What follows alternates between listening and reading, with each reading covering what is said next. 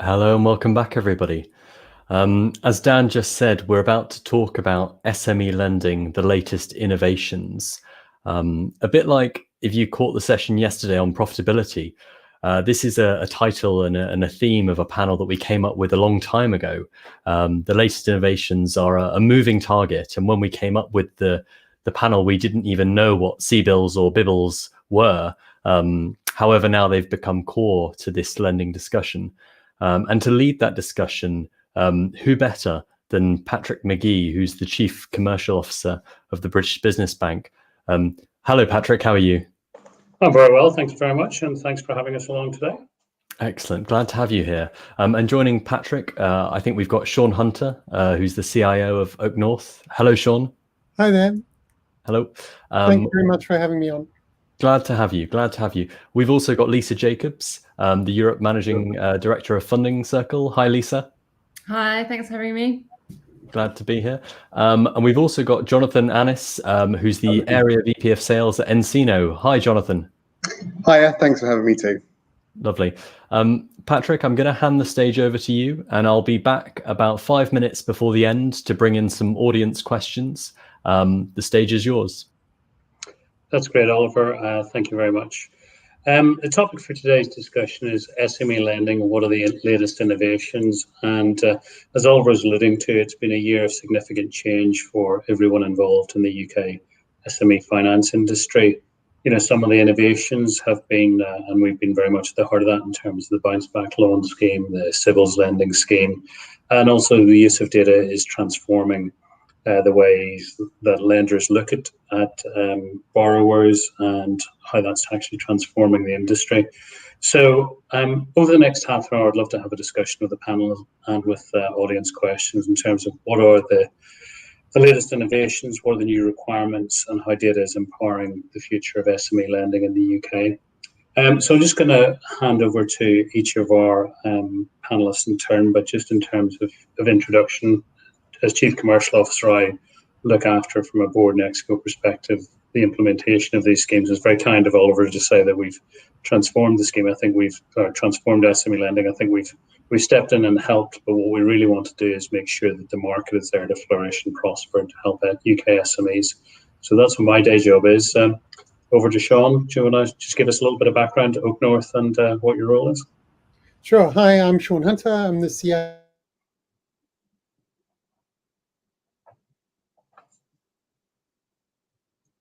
So and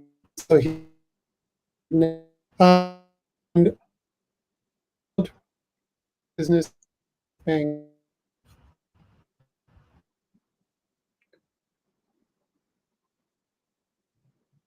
Well, I think we've lost Sean, have we? Lisa, shall I hand over to you just to give a brief introduction and some perspectives from Funding Circle? Yeah, sure, happy to do so. I think we've got the names switched around again. So I am Lisa Jacobs, not Jonathan Annis. I'm the MD for Europe in Funding Circle. So we are a global small business loans platform. We've been in operation for 10 years now. This year celebrates a decade of Funding Circle. And over that time in the UK, we've originated over 7 billion in loans to about 60,000 businesses across nearly 100,000 loans by now. And over this period, you know, be excited to talk about this panel because over this period, we've been concentrating on CBILS loans, how we can continue to support small businesses, which is very much needed over this period. And I think although Patrick was being very modest, I think the BBB have done a great job of actually transforming the industry over the last decade. So looking forward to discussing. Great. And Jonathan? Yeah, hello everyone. My name is Jonathan Annis. I manage the local and emerging markets team here at Encino. My colleagues and I are very much focused on growing our portfolio of lenders using our Encino cloud-based banking platform and expanding on the lines of business from our existing customers' point of view. Prior to my role here, I've had experience working with Equifax and Experian, so very much using commercial credit data, risk analytics for those purposes in the European banking sector. Encino, just to give some background to the people on this, we've been operating for about 12 years now. All in all, we recently went public. We have about 1,200 customers around the world. We operate out of 7 countries. So we're looking to transform the lending market for the financial services industry by providing cloud-based services quickly and cheaply. That's great, everyone. Thank you very much. Just to get the conversation rolling, I'll maybe ask you each to comment. What are the top changes or innovations in your lending over the last 12 months, and how are borrower demands sort of impacting your developments within your organization? Let's start with Sean. Yeah, thanks. So in January, when COVID first started,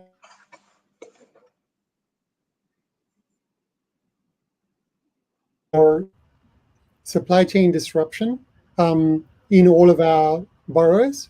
And then that led to a vulnerability score, which we developed for all of our clients.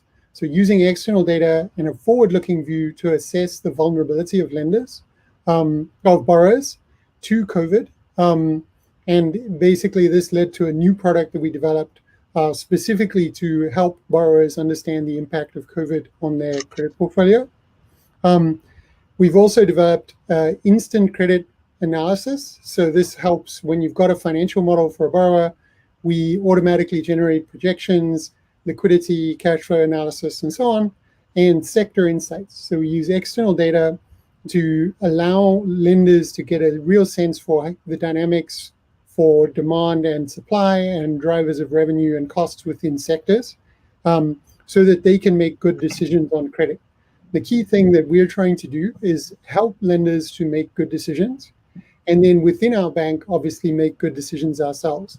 And then finally, continuous monitoring. So when you've lent to borrowers, you need to monitor them, make sure they stay on track, help them if they need help. Obviously at this time in particular, it's really, really important.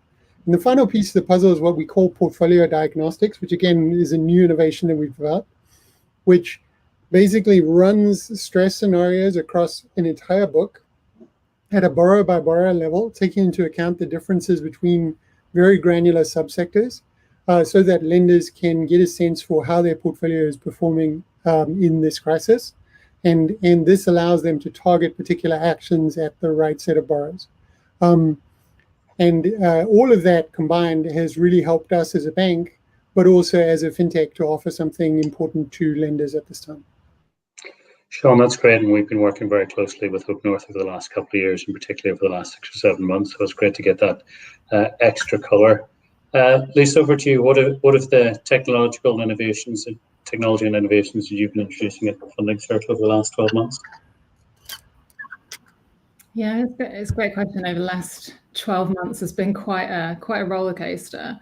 I think since we started 10 years ago, our focus has really been on how can we improve the way that small businesses lend, and that's led us to, when we started, loan applications at banks could take months, and we did it in 3 weeks. And we're trying to focus on how do we make it more speedy, how do we make the process easier and seamless, because frankly the last thing that businesses want to do is to spend a lot of time getting finance. They just want to focus on what they do best, running their business. And then thirdly, how do we make sure that we can support as many small businesses as possible? So I've been continuing to do that over this period. And I think that in the last year, one of the key changes that we've made is our instant decision technology, which we've been able to really scale up over this period. And we actually specifically scaled it up kind of post-COVID, because we knew that for small businesses, it's so important to be able to get a decision quickly on finance, and particularly during this time. And we knew that obviously there'd be a significant demand over this period, particularly for the C bills and B bills. And so about 40% of our applications now receive an instant decision. And that means that actually instant is 9 seconds on average. So I think it's really key. And then I think the other thing that we've seen, which is really interesting actually, is how borrower demand has changed over this period, and I think has kept up with that. And not through any, not through any push of our own, but I think what we've seen over this period is a a natural and a necessary move to digitization, not just in lending, actually across everything. I mean, the fact that we're doing this conference virtually rather than in person, all our shopping now is online. And so we've seen this mass acceleration, this mass digitization. And that's very true in lending as well. Businesses' behavior has changed. About 60% of the applicants that we've had through CBILS have been new customers. Some of those new to borrowing, some of them new to borrowing online.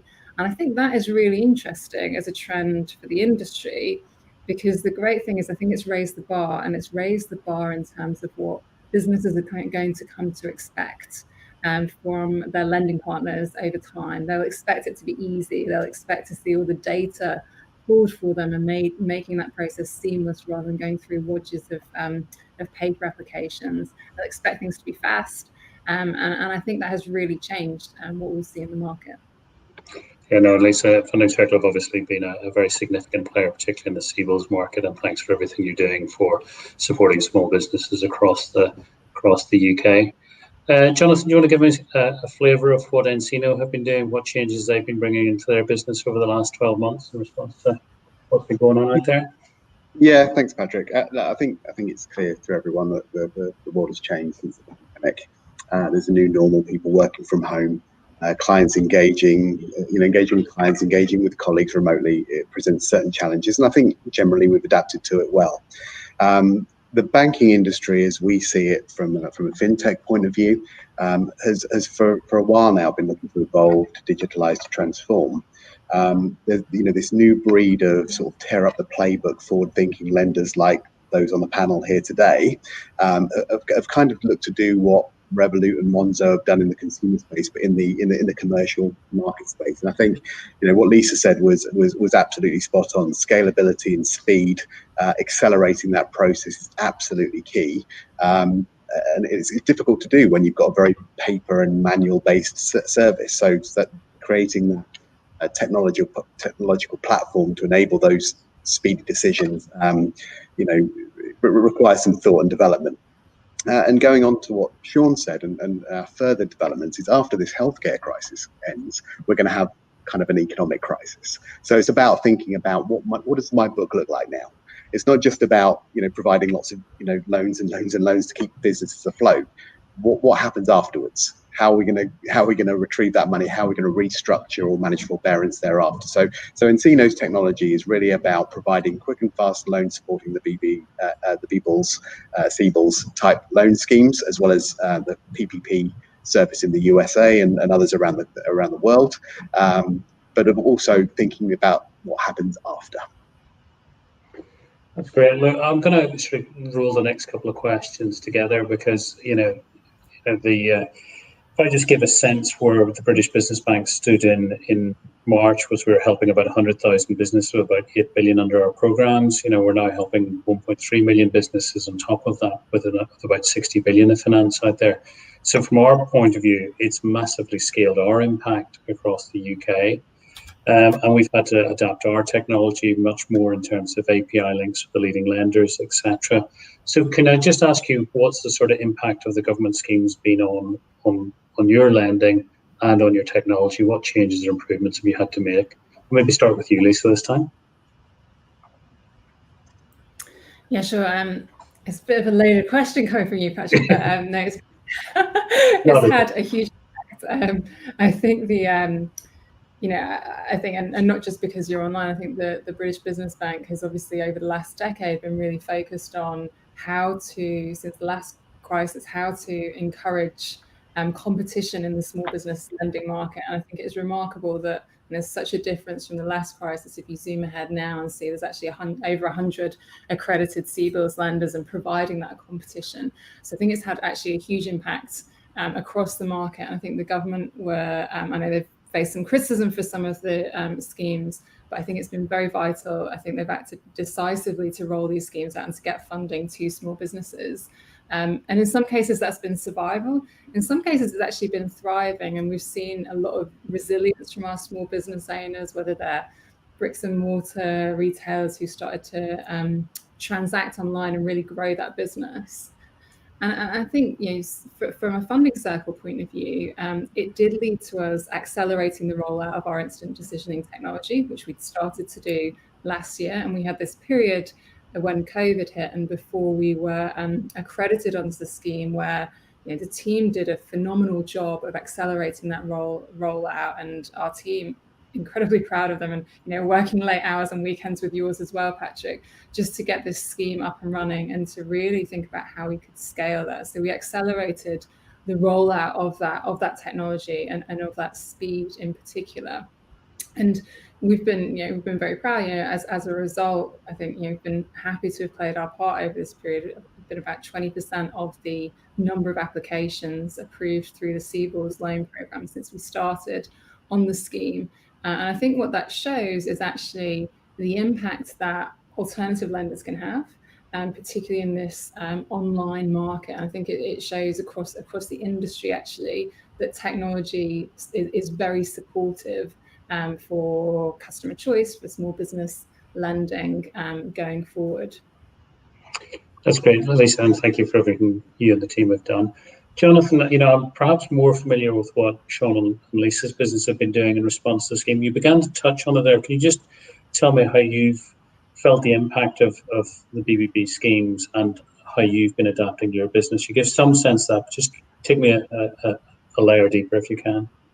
Yeah, absolutely. So I think from a banking perspective, the whole lending program completely changed overnight in March. Traditional lending kind of stopped and it was taken over by the government-backed lending programs. And we were asked by our customers to help them adapt to those changes, where they were fully provisioning their original sort of lending, and now there was a process where a lot of it was government backed, 80% in the case of CBILS and 100% from a bounce back loans point of view, and they really needed help to react to the sheer capacity and demand of what happened on the 19th or 20th of March this year.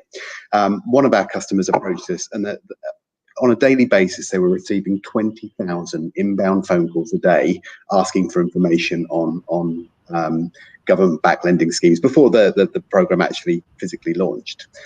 So we had like a 2-week sprint of trying to work out how do we support our customers to be able to manage that capacity when all these phone calls coming in, but everybody sent their people home.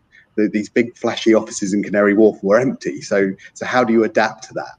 So we put in a sort of technological platform that enabled customers, when bounce back loans started, to apply in the way that they needed to do, provide the information to be processed through the front office, the back office, the underwriting process, which is what we do on our platform, throughout that journey, and give them a very fast decision.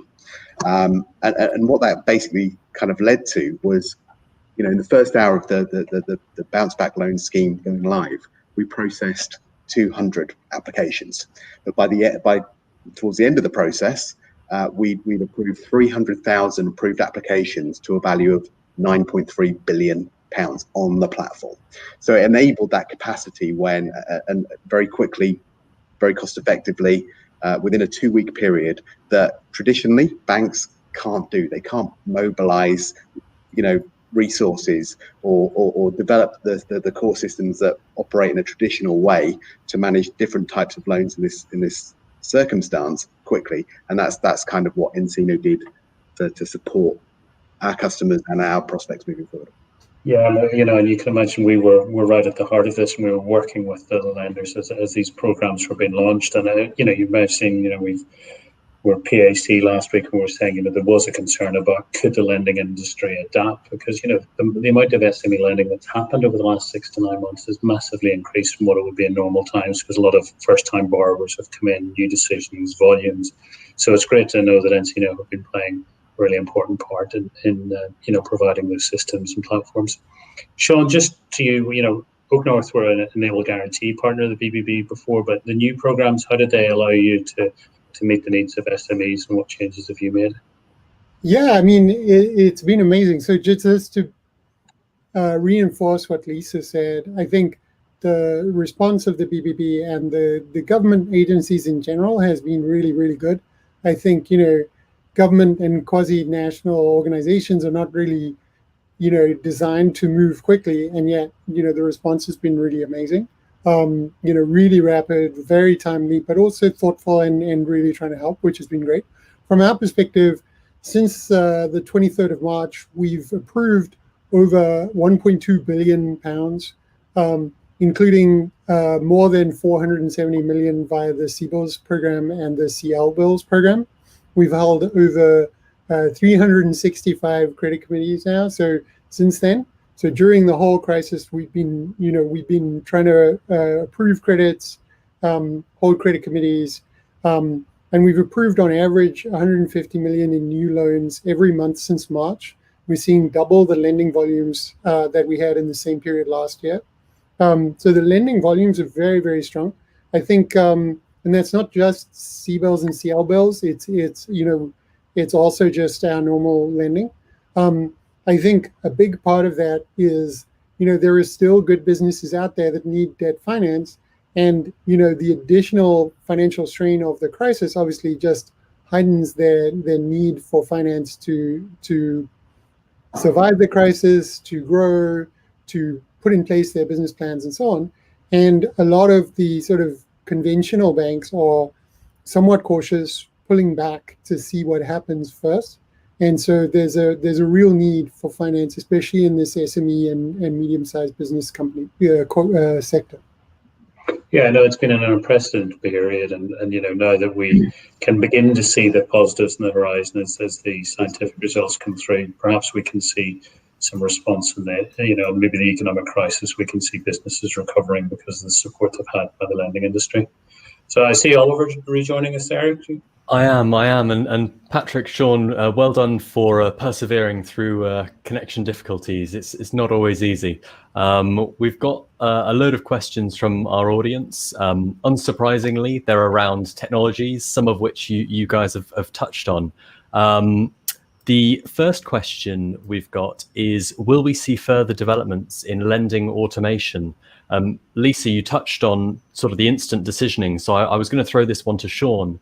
Lending automation, can you talk a bit about that? Yeah, it's incredibly important, and Lisa and Jonathan have both touched on elements of our approach. So I think one is speed to decision, whether that's a fully automated decision or just providing the human with as much information as possible to make a quick decision. I think one of the things that we use nCino as a bank, and one of the things that we use nCino for, is to try to streamline the process, because the process of lending, historically has been very, very cumbersome. And so, you've got all the steps involved in making a decision, and then you've got all the steps involved in post-decision, getting the cash to the borrower. And in this sector in particular, that part has historically been very, very cumbersome as well. And so there's huge scope for automating both the decision, but also, all the process around document generation, making sure you have all the evaluations you need in place, conditions, precedent, covenants, all that very boring, but very, very important parts of commercial lending. Interesting. Another topic which we've spoken about a lot today, but wasn't touched too much on in this panel. Someone in the audience has asked Lisa and Sean, new sources of data in 2020, and if so, what? I guess the question partly touching on open banking, maybe not as relevant, Sean, in the much larger kinds of funding that you're doing, but Lisa, on your side, open banking, is that coming into play? Yeah, I think it's a really good point. It relates a little bit to what Sean was saying. I think there's different ways in which we use data. Some of it is for that credit decisioning, being able to make better decisions, being able to accept more businesses, kind of rank the risk much better, or for financial crime reasons. But some of it is also that seamlessness of the application, getting that data from an automated route, which means that a borrower doesn't have to input that stuff. They actually just see it seamlessly going through. And I think open banking is important because actually it provides both of those things. It kind of allows more in-depth data. And what I always find with a lot of these things is I think open banking was a huge step in the right direction, starting to share this data, starting to open it up, allow competition in the market. But it has taken a few years to really refine it, to hone it. And it's, that that view on accuracy, on getting all of the banks providing that data, it's still going on, and it's still being refined because it's such a massive thing. So I think with all these data sources, we are constantly looking at what additional data we can use, which will be accretive in our credit assessment process and accretive to the borrower experience. But it all needs testing, and it all needs a bit of time to really bed in. And the same is true with open banking. You know, we use, and we still use sometimes businesses sending in their bank statements so we can get access to that information, because it doesn't have full coverage. And so with all these things, they're really important, and they're really important steps in the right direction. There's more that can be done, but it takes time to bed in. And Jonathan, I saw you nodding there as well. I guess providing these tools and technologies to lenders, are you seeing demand for open banking and to solve some of those problems Lisa was pointing around statements, paper statements, PDFs, all those sorts of things? Yeah, actually, Oliver, I think kind of Sean answered the question for me from an Oak North point of view. In the digitalization of signatures and documents and letters thereafter, it is a very important part of what we do and what our customers are asking us for. From a data point of view, there is a lot of choice out there, right? So there's credit bureaus for credit and affordability scores. There are commercial credit information that's widely available and provides good probability defaults and things like that, which is key right now, because again, the world has changed, and looking historically all the time at past performance isn't necessarily in this environment a true application of future performance. So I think, kind of to Lisa's point, I think if I heard Lisa right, having a wide range of options and having them, those data providers keep very well curated data and maintaining that moving forward is very important. From our point of view, our platform will be open to all this kind of stuff, open banking, as well as a whole range of vendors and every different supplier, every different customer with different markets and segments and geographies that they work in will want to be able to pick and choose the right things for them. Fantastic. There's a question in the audience from Christian Mancini, who's asked, how much attention and resources did you allocate to debt collection compared to origination of new loans before COVID-19, and how is this relationship now? So I guess he's asking the lenders we've got here today, how you're changing the resource allocation between originations and collections, and maybe you could also touch on how you think that'll change going forward. Sean, over to you. Sure. So Oak North is quite unusual in that we haven't had any credit losses, and that includes through the crisis. We have some loans that are, in default. We have some provisions, but we fully expect that on those defaulted loans, for example, we will, we have collateral and so on. So we're actually quite unusual in that respect, but we don't. So in other words, to answer the question, we're not doing any kind of collections because we don't need to. However, the equivalent for us that we do take very, very seriously is ongoing monitoring for borrowers. And we devote a lot of time and thought and effort to early warning signals and monitoring the borrowers so that we are alerted, hopefully months in advance of them getting into difficulty. And then we can take action at that point when the borrower still has hopefully some good options. They might be able to refinance, they might be able to put in additional equity or whatever. Whereas, usually by the time you get into collection, both the bank or the lender and the borrower are both out of really good options. So we try to sort of be early. The final piece, which sort of ties into the previous thing, is one of the ways in which we do monitoring is to do with alternative sources of data. And so a lot of our early warning signs come from, somewhat unconventional indicators that we have looked at as being very predictive of performance in particular sectors. And so we think that's very important, and I think it'll get more important as time goes by. Gosh, Sean, if we had more time, I'd love to ask you more about the alternative sources of data, but we don't, unfortunately. Patrick, I can't think of a better moderator for this panel than the British Business Bank. So thank you so much for being with us today and moderating. Lisa, Sean, Jonathan, thank you all for your time, and we'll see you during the rest of the event. Thank you. Next up, in just a few moments, we've got a short break, and then we're going to be going to Digital Banks and Alternative Lenders, A Love Story. And I'll be talking to Dan Frumkin, the CEO of Metro Bank. See you in 2 minutes.